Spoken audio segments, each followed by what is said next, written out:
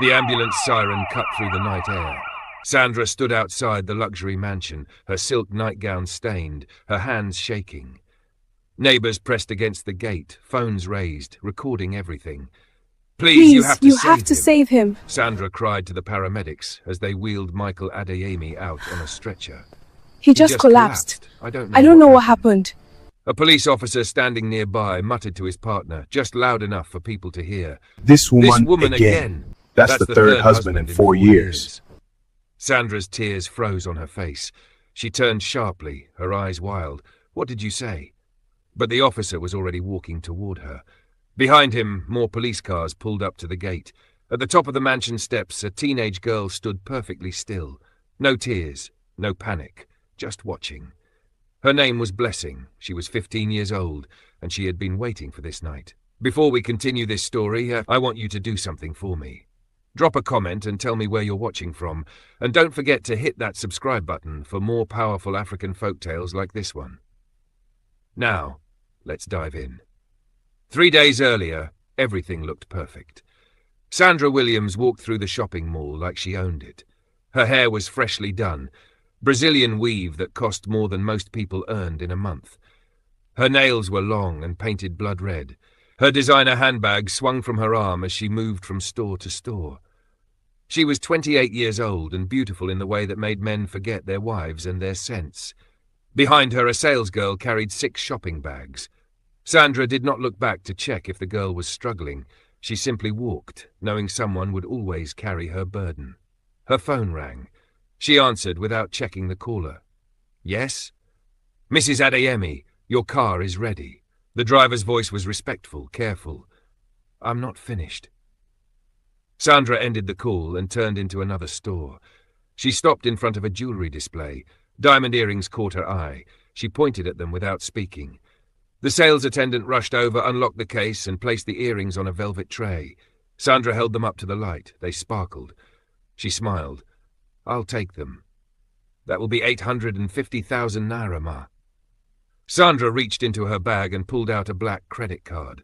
She placed it on the counter like it was nothing. The transaction went through. It always did.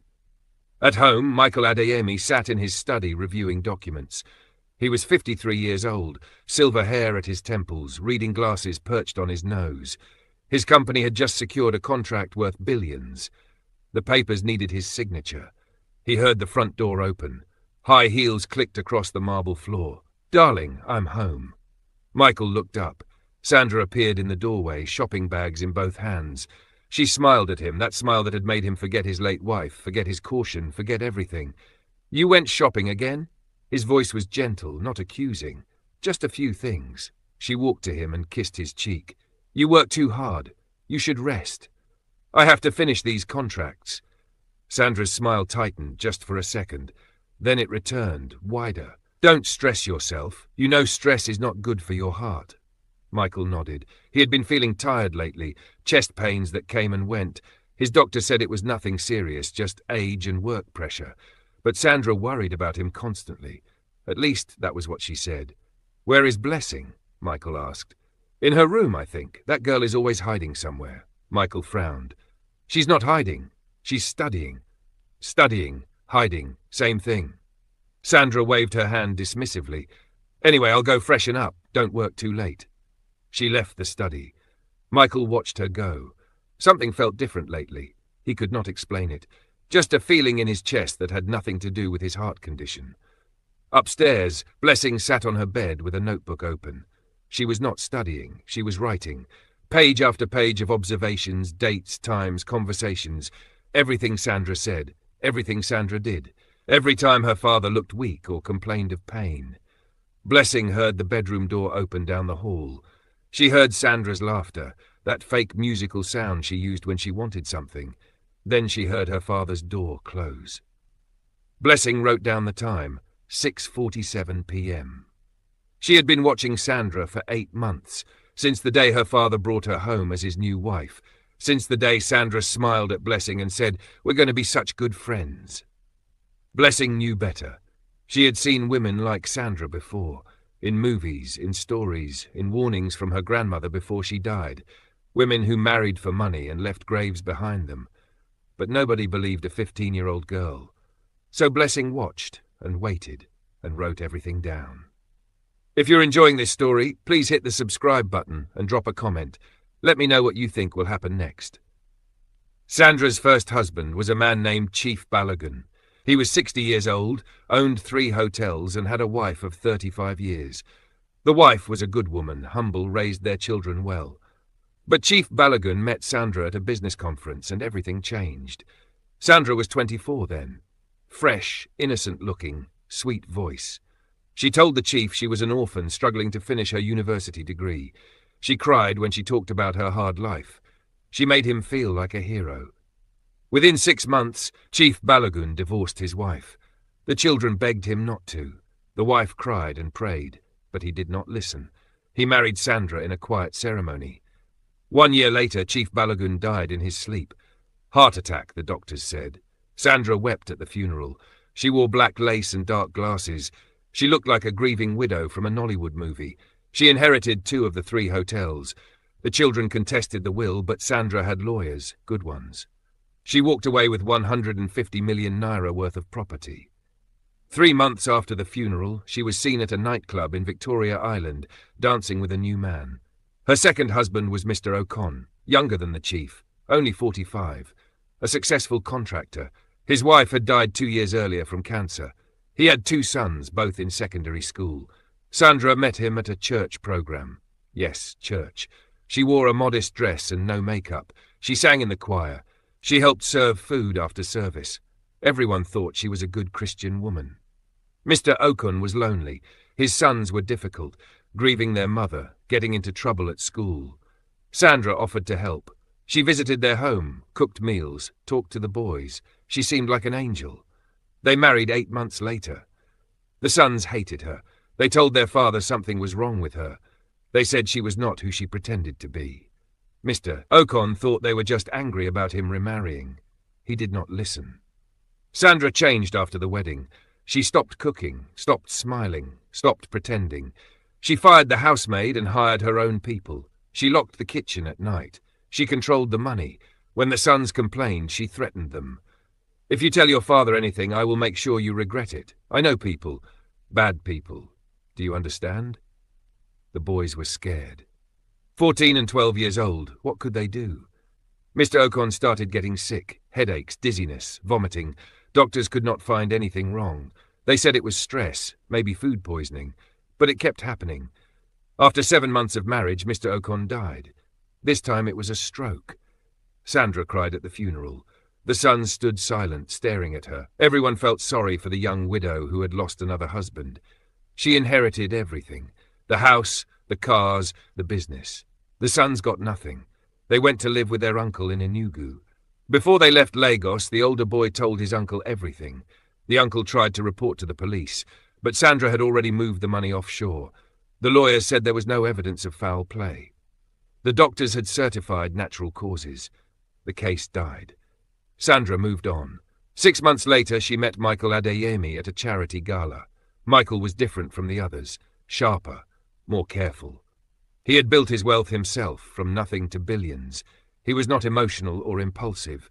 His late wife had died 3 years ago in a car accident, and he had mourned properly. He was ready to move on, but slowly. Sandra studied him for weeks before making her move. She did not throw herself at him. She did not cry or play victim. Instead, she played sophisticated. She wore expensive clothes, spoke about business and investments, pretended to be equally successful. She made him chase her. It worked. Michael was impressed. Here was a woman who seemed independent, intelligent, beautiful, not like the others who just wanted his money. Sandra had her own money, or so she claimed. They dated for 4 months. Sandra was patient. She met Blessing and was kind to her, bought her gifts, asked about school. She attended Michael's business meetings and impressed his associates. She went to church with him every Sunday. Michael's friends approved. Even his late wife's sisters said Sandra seemed like a good woman. Only Blessing said nothing. When Michael asked his daughter what she thought about Sandra, Blessing just shrugged. "She's okay." "Just okay?" "Yes, Daddy, just okay." Michael laughed. Teenagers, he thought, always suspicious of everything. He proposed to Sandra on a yacht in the Atlantic. She cried and said yes. The wedding was big, covered in magazines. Everyone said they were a perfect couple. The honeymoon lasted 2 weeks in Dubai. Then they came home, and everything changed. The first thing Sandra did was fire the housemaid. Her name was Auntie Patience. She had worked for the Adeyemi family for 12 years. She raised Blessing from a baby. She knew everything about the house. Sandra called her into the living room one morning. "Patience, your services are no longer needed." Auntie Patience stared. "Ma? You heard me. Pack your things. You have until this evening." "But, madam, I have been working for this family for 12 years. Did I do something wrong?" "I don't need to explain myself to you. This is my house now. Leave." Auntie Patience turned to Michael. "Sir, please." Michael looked uncomfortable. "Sandra, can we discuss this?" "No." Sandra's voice was cold. "She goes today." Auntie Patience left crying. Blessing watched from the stairs. When Auntie Patience hugged her goodbye, Blessing whispered, "I'm sorry." Auntie Patience whispered back, "Be careful, my child. That woman is not normal." Sandra hired new staff, 2 housemaids from her village, a cook she knew from somewhere, and a driver who barely spoke. All of them answered only to her. She changed the locks on certain rooms. Michael's study was off limits when he was not there. The kitchen was locked every night. Sandra carried the key herself. "Why are you locking the kitchen?" Michael asked one evening. "Security. You know how thieves are these days." "But we have a security system and the gate is always locked." Sandra smiled. "Better safe than sorry, darling." Michael let it go. He was busy with work. A new contract, problems with suppliers, meetings every day. He barely noticed the small changes happening in his own house. But Blessing noticed everything. She noticed Sandra sending the housemaids away whenever she cooked for Michael. She noticed Sandra making special tea for him every night. She noticed her father getting more tired, more pale, more slow. One evening, Blessing knocked on her father's bedroom door. "Daddy, can I talk to you?" "Of course, sweetheart. Come in." Blessing sat on the edge of his bed. Michael was lying down, looking exhausted, even though it was only 7 in the evening. "Daddy, are you feeling okay?" "Just tired. Work has been stressful." "Have you been to the doctor?" "Yes, last week. He said my blood pressure is a bit high, but nothing serious." Blessing hesitated. Then she said, "Daddy, I don't think Sandra is good for you." Michael sat up. "What do you mean?" I have a bad feeling about her." "Blessing, you can't say things like that without a reason." "I have a reason. I just can't explain it yet." Michael sighed.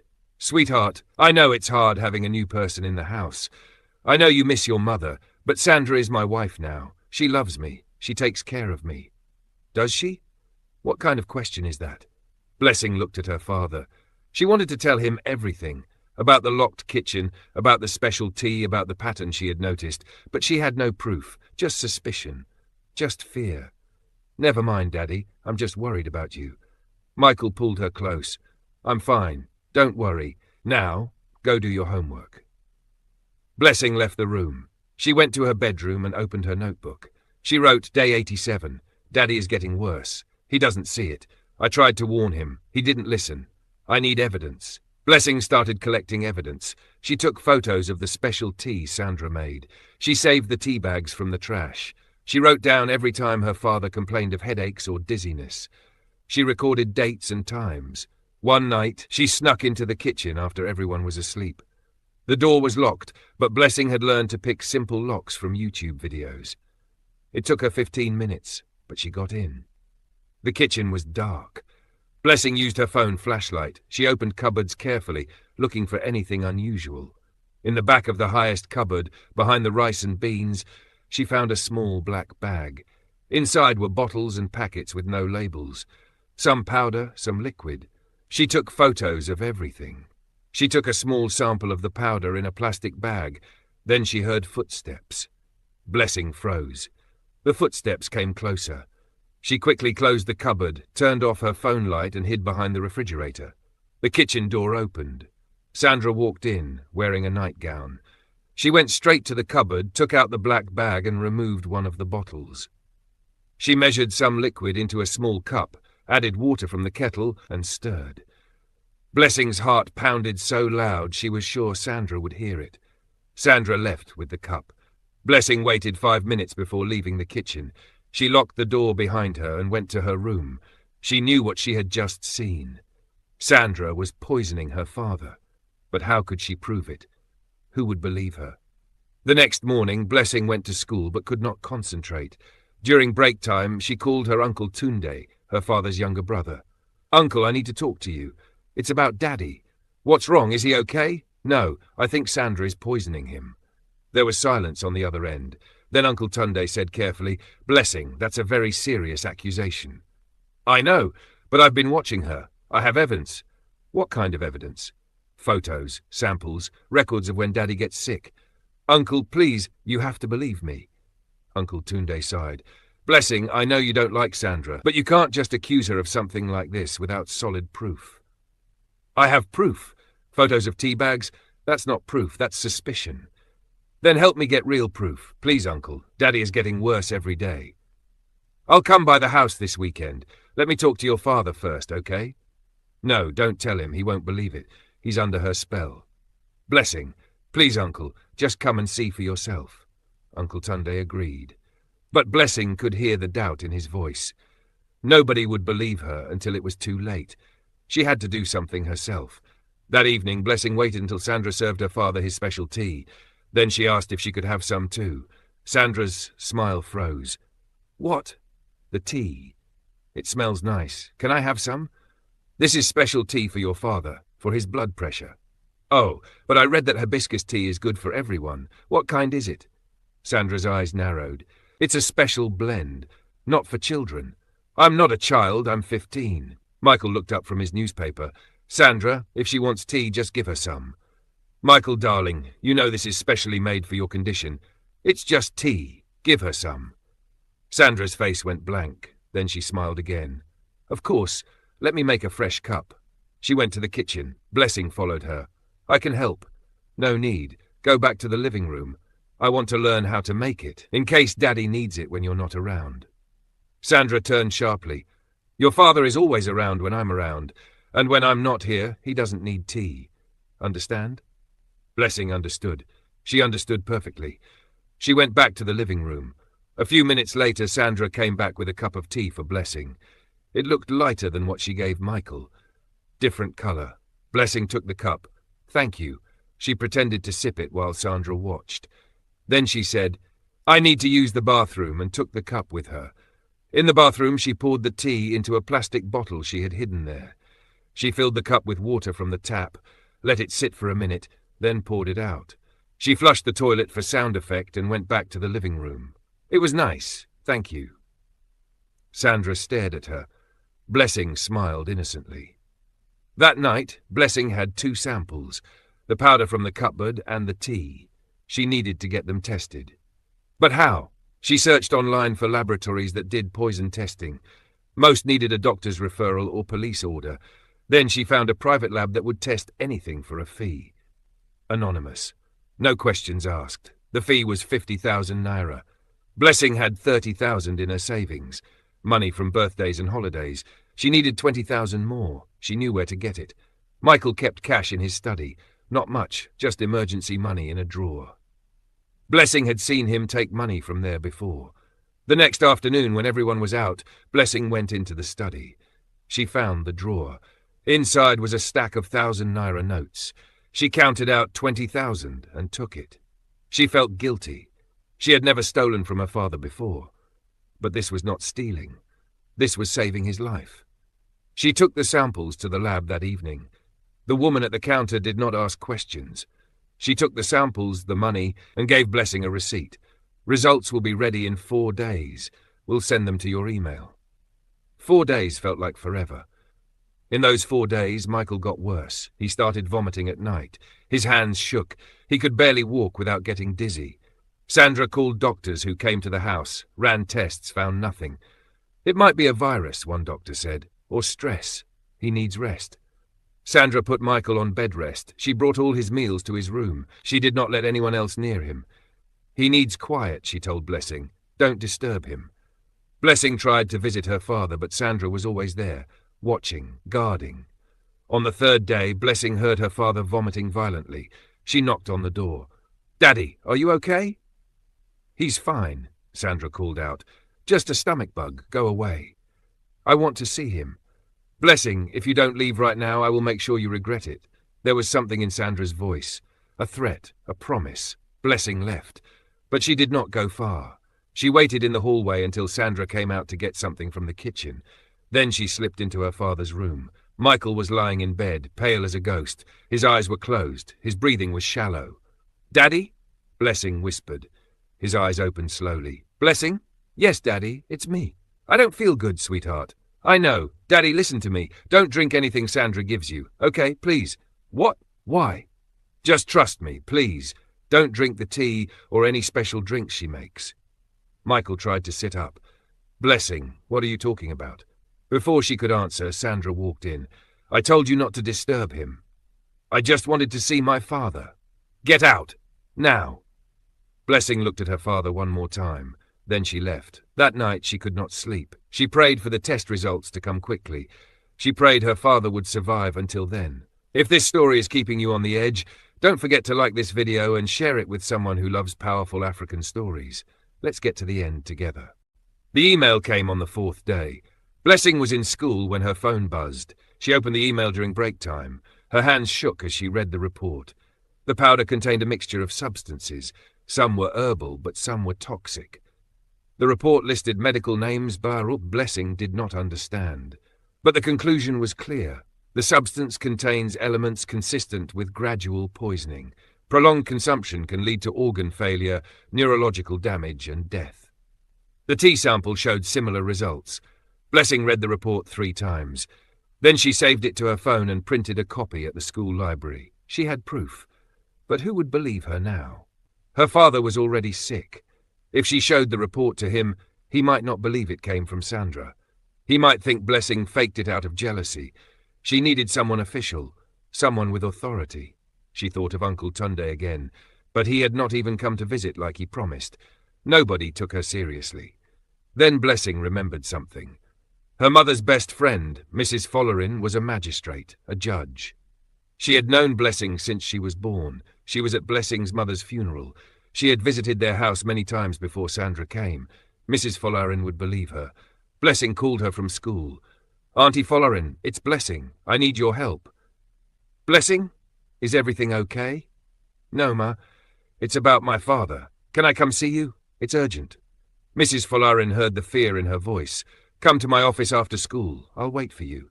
Follerin's office was in a quiet building near the High Court. Blessing took a taxi there after school and walked in carrying her notebook and the lab report. Mrs. Follerin was a woman in her 50s, grey hair, kind eyes. She hugged Blessing when she came in. "You look worried. Sit down. Tell me what's wrong." Blessing told her everything. From the beginning, the fired housemaid, the locked kitchen, the special tea, the way her father was getting sicker, the samples she collected, the lab report. Mrs. Follerin listened without interrupting. When Blessing finished, she asked to see the report. She read it carefully. Her face grew serious. "This is a very serious matter, Blessing." "I know, Ma. Your father needs to go to the hospital immediately, a proper hospital, not a doctor Sandra calls. She won't let him go. She controls everything." Mrs. Follerin thought for a moment. "I can get a court order for a medical examination, but I need more than this report. I need someone who can testify to what they've seen." "I can testify. You're a minor, and you're his daughter. The court will say you're biased. I need an adult witness, someone who has seen Sandra's behavior." Blessing thought hard. "Auntie Patience. The housemaid Sandra fired. She knows something is wrong. Can you reach her?" "I have her number."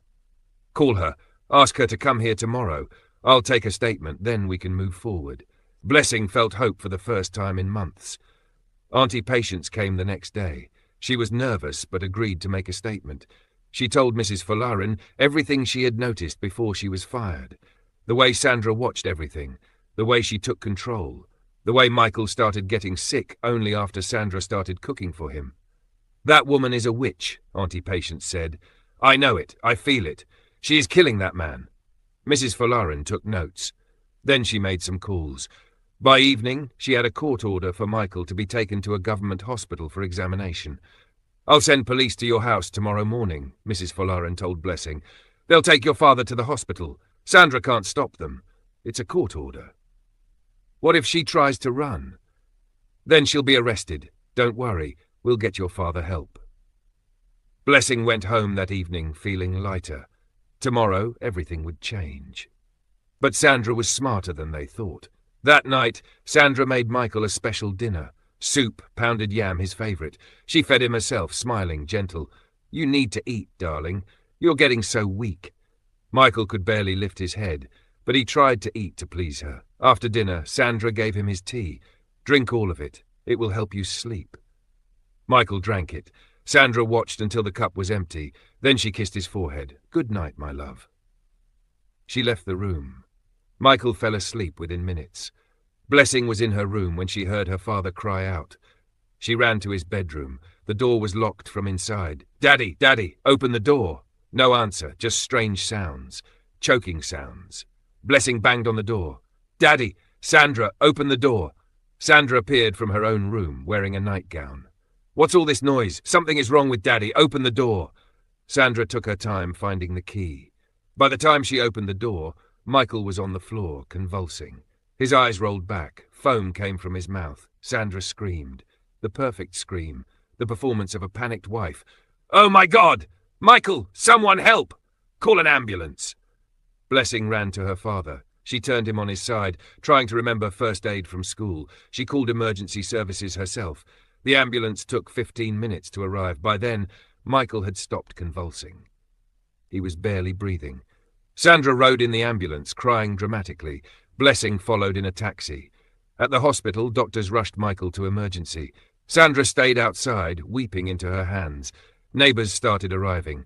News spread fast in Lagos. By midnight, the house gates were crowded with people. News cameras appeared. Everyone was talking. This is her third husband. That woman is not normal. Someone should call the police. And someone did. 2 police officers came to the hospital. They asked Sandra to come to the station for questioning. Why? Sandra's tears dried up instantly. My husband is dying and you want to question me? It's just routine, madam, because of your history. What history? You've been married 3 times in 4 years. All 3 husbands died or are dying. We need to ask some questions. Sandra's face went cold. Are you accusing me of something? Not accusing, just asking questions. Sandra looked around. Everyone was watching. Neighbours, nurses, even the doctors. She saw the judgment in their eyes. She saw Blessing standing near the emergency room, staring at her with those quiet, knowing eyes. And suddenly Sandra understood. The girl. The quiet little girl she had ignored. The one she had underestimated. Blessing had done something. Sandra agreed to go to the police station. She had no choice.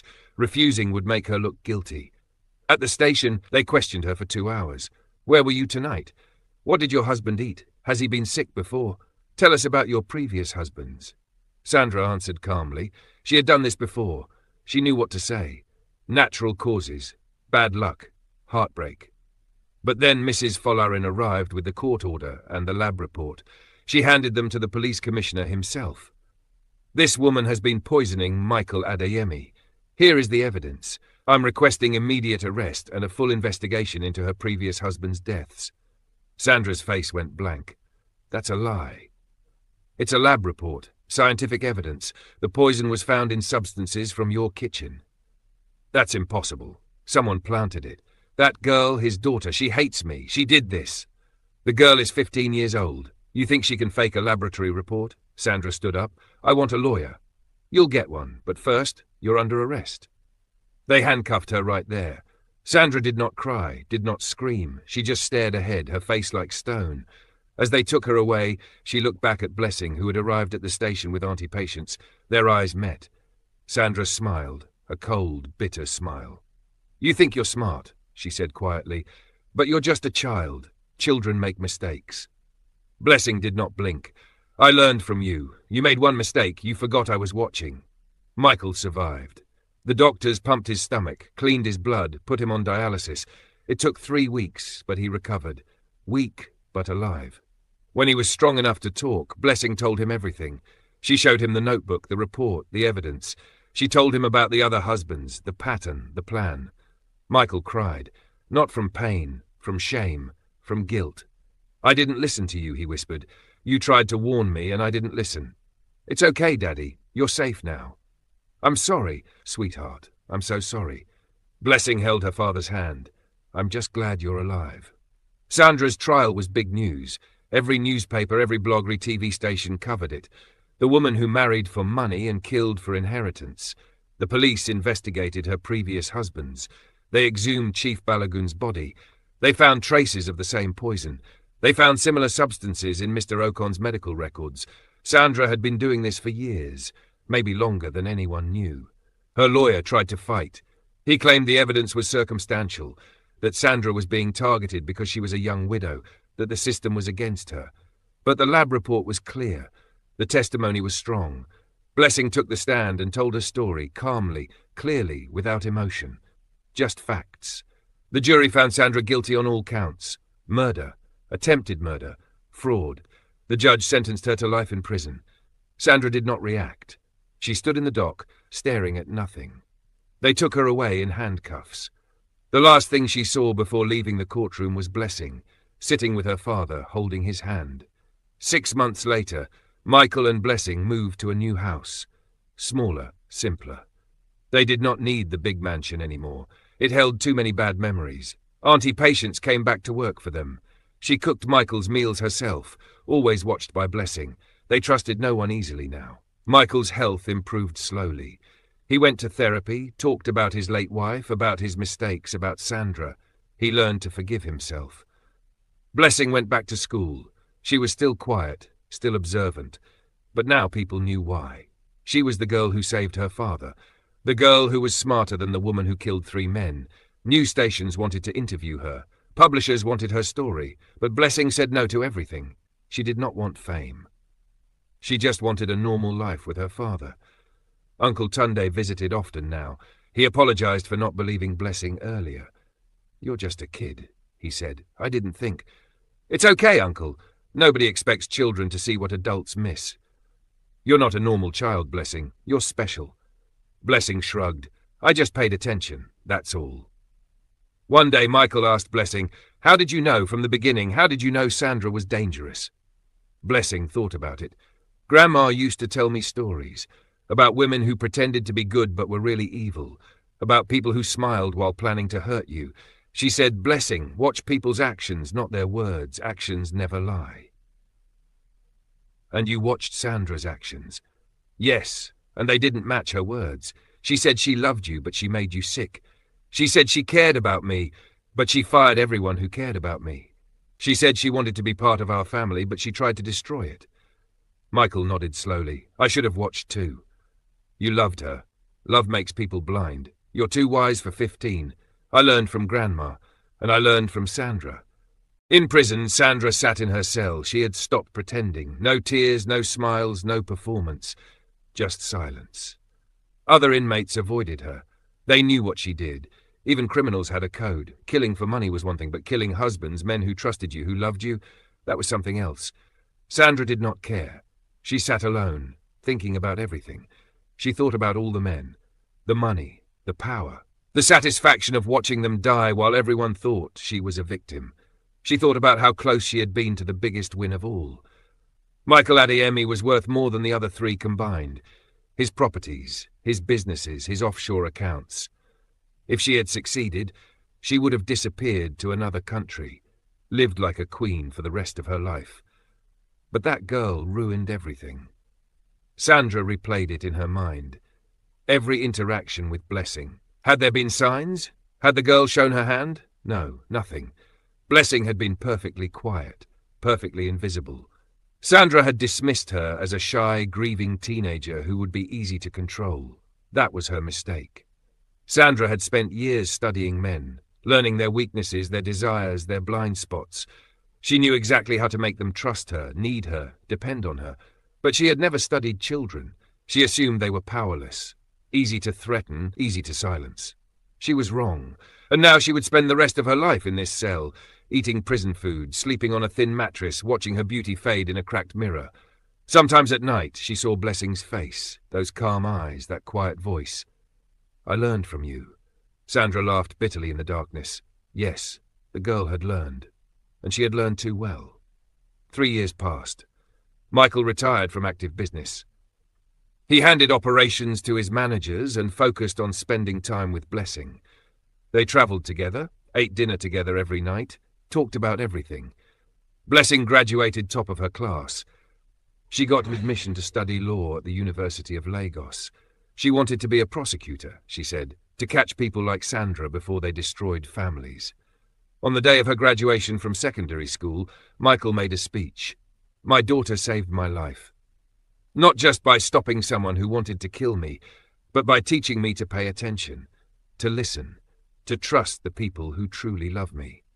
He looked at Blessing in the crowd. She smiled. "I failed her when I didn't listen the first time, but she didn't give up on me. She fought for me when I couldn't fight for myself, and I will spend the rest of my life making sure she knows how grateful I am." Everyone stood and applauded. Blessing wiped her eyes. Even she cried sometimes. One afternoon, a reporter contacted Blessing. She was writing a book about Sandra and wanted to include Blessing's perspective. Blessing agreed to one interview. Just one. They met at a cafe. The reporter, a woman in her 40s, set up her recorder and began with the obvious question. "How did it feel, knowing your stepmother was trying to kill your father?" Blessing stirred her drink. "Terrifying. Because I knew, but I couldn't prove it. And if I had accused her without proof, she might have killed him faster. So you waited." "I gathered evidence. I watched. I learned her pattern." "Weren't you scared she might hurt you too?" "Every day. But I realized something. Sandra didn't see me as a threat. She saw me as a child, and that was her weakness." The reporter leaned forward. "What do you want people to learn from your story?" Blessing thought carefully before answering. "I want people to know that evil doesn't always look evil. Sometimes it looks beautiful. Sometimes it cries at funerals and goes to church and smiles at everyone. But if you pay attention to actions instead of words, you'll see the truth. And the other lesson? Never underestimate anyone, especially the quiet ones. We're always watching." The reporter published the interview. It went viral.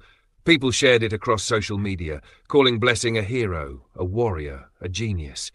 But Blessing did not want to be called any of those things. She just wanted to move forward with her life. She went to university, studied hard, made friends. She did not talk about Sandra unless asked directly. She did not define herself by what happened. But late at night, sometimes she still opened that old notebook, the one where she had written everything down. Evidence, observations, dates, times. She kept it as a reminder, not of Sandra, but of herself, of the girl who refused to stay silent, who refused to be powerless, who saved her father's life because she paid attention when everyone else looked away. In her 4th year of university, Blessing did an internship at a law firm. They handled criminal cases, mostly fraud and corruption. One day, her supervisor handed her a file. "Read through this case. Tell me what you think." Blessing opened the file. It was about a woman who had married 3 wealthy men in different states. All 3 died under suspicious circumstances. The woman had just gotten engaged to a 4th man, a governor's brother. Blessing's heart went cold. "This is just like Sandra." Her supervisor nodded. "That's why I gave it to you. The family wants to prosecute, but they have no evidence, just suspicions. Sound familiar? What do they want us to do? Build a case. Find the pattern. Get proof before husband number 4 ends up dead." Blessing read through the file again. The woman's name was Ngozi, 32 years old, beautiful, charming. Everyone loved her, but Blessing saw what others missed: the timeline, the speed of the marriages, the causes of death, the inheritance patterns. It was Sandra all over again. "I'll take the case," Blessing said. Her supervisor smiled. "I thought you would." Blessing worked on the case for 6 months. She interviewed the families of the dead husbands. She collected medical records. She traced Ngozi's financial transactions. She found the same pattern Sandra had used. She met with the 4th fiancé, a man named Chief Emeka. "Your fiancé is dangerous," Blessing told him. "She has done this before. She will do it to you." Chief Emeka laughed. "Ngozi? No way. She's an angel. Those other husbands died of natural causes. You're just jealous because she's successful." Blessing had heard this before. She knew how men reacted when they were in love. They did not want to believe the truth. "Chief, I'm trying to save your life." "I don't need saving. Ngozi loves me." Blessing left his office. She could not force him to believe her, but she could keep building the case. 2 months later, Chief Emeka got sick. Sudden illness. Doctors could not explain it. He was admitted to the hospital. Blessing went to visit him. He looked pale, weak, just like her father had looked. "Now do you believe me?" she asked quietly. Chief Emeka stared at her. She said it was food poisoning. "It's not. It's poison. The same poison she used on the others there. If you keep letting her bring you food and drinks, you'll die just like they did." Chief Emeka's hands shook. "I don't understand. Why would she do this? Money, control, power. It's what she does." "But I was going to marry her. I was going to give her everything. She doesn't want to share. She wants to take. There's a difference."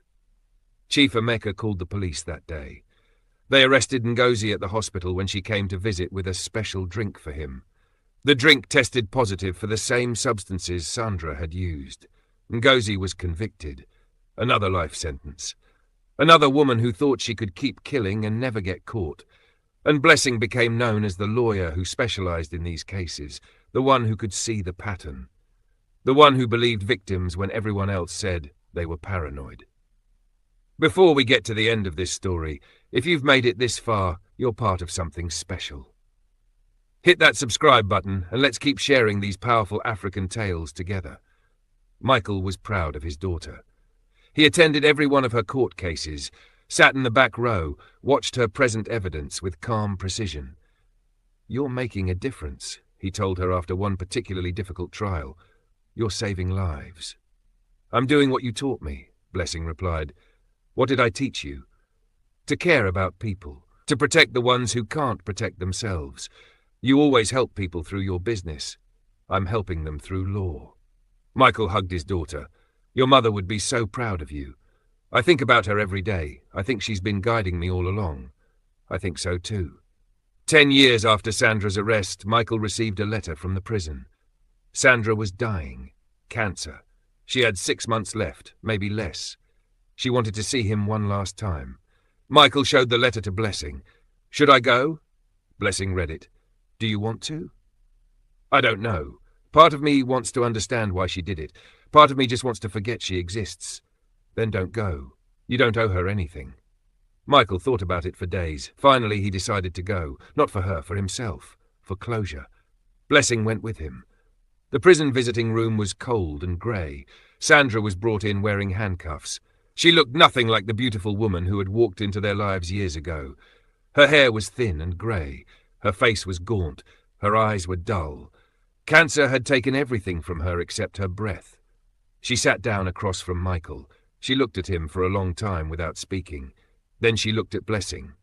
"You're a woman now." Blessing said nothing. Sandra laughed weakly. Still quiet, still watching. "Did you ask us here to talk about me?" Blessing asked. "No, both. I asked you here to say I'm sorry." Michael leaned back. "Sorry?" "Yes, I'm sorry for what I did. I know it doesn't change anything. I know I destroyed lives, but I wanted you to know that I regret it." "Do you?" Blessing asked. "Or do you just regret getting caught?" Sandra smiled bitterly. "Maybe both." "Why did you do it?" Michael asked. "Why kill people who loved you?" Sandra was quiet for a moment. Then she said, "Because no one ever loved me for free.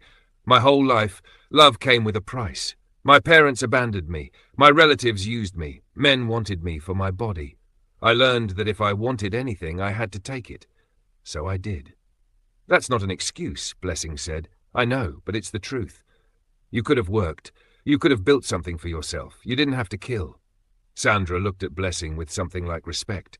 "You're right, but I was greedy, and I was good at it, until I met you. You underestimated me. Yes, I thought you were weak because you were quiet. I thought you were powerless because you were young. That was my mistake. Your mistake was thinking you could keep hurting people and never face consequences." Sandra nodded slowly. "Maybe, but I did it for years. I was only caught because of you. You're smarter than any man I ever fooled." "I'm not smart. I just paid attention." Sandra smiled. "That's what makes you dangerous." Michael and Blessing left the prison after 30 minutes. Sandra was taken back to her cell. She would die there a few months later, alone with no one to mourn her. In the car, Michael asked Blessing, "Do you believe she was sorry?" "I don't know. Maybe, but it doesn't matter. Sorry doesn't bring back the people she killed. Sorry doesn't erase what she did." "Then why did you agree to come?" Because I wanted to see her one last time. To remind myself why I do what I do. To remember that evil is real and it's my job to fight it. Michael nodded. You're going to save so many people, Blessing. I'm going to try. Years continued to pass. Blessing became a senior prosecutor. She built a special unit that investigated suspicious deaths in marriages. She trained other lawyers to recognize the patterns, to believe the victims, to gather evidence before it was too late. She saved dozens of lives, maybe hundreds. Men and women who were being slowly poisoned by partners they trusted. Some people called her a hero. Others said she was paranoid, that she saw danger everywhere. But Blessing did not care about opinions. She cared about results. Michael lived to be 75. He died peacefully in his sleep, surrounded by family. Blessing, now married with 2 children of her own, held his hand as he took his last breath. Thank you for teaching me to be strong, she whispered. Thank you for believing me when it mattered. Michael smiled. You saved me, sweetheart, in every way. At Michael's funeral, people told stories about him, his business success, his generosity, his love for his daughter. But the story everyone remembered was how Blessing saved his life. An old woman approached Blessing after the service. I remember when it happened. I was one of your neighbors. I saw Sandra being arrested. I thought she was innocent. I thought people were being cruel to her. Many people thought that, Blessing said. But you knew better. You were just a child, but you knew. How? Blessing thought about the question. She had been asked it many times over the years, and her answer was always the same. My grandmother taught me to watch people, not their words, but their actions. Not their tears, but their choices. Sandra's choices showed who she really was. I just paid attention. The old woman nodded. You've saved so many people since then. My niece was one of them. Her husband was poisoning her. Your unit helped her escape. She's alive because of you. I'm glad she's safe. We need more people like you. People who pay attention. People who don't give up. Blessing smiled. We all have the power to pay attention. We just have to choose to use it. The end. If you enjoy African folk tales like this, please subscribe now so you do not miss the next story.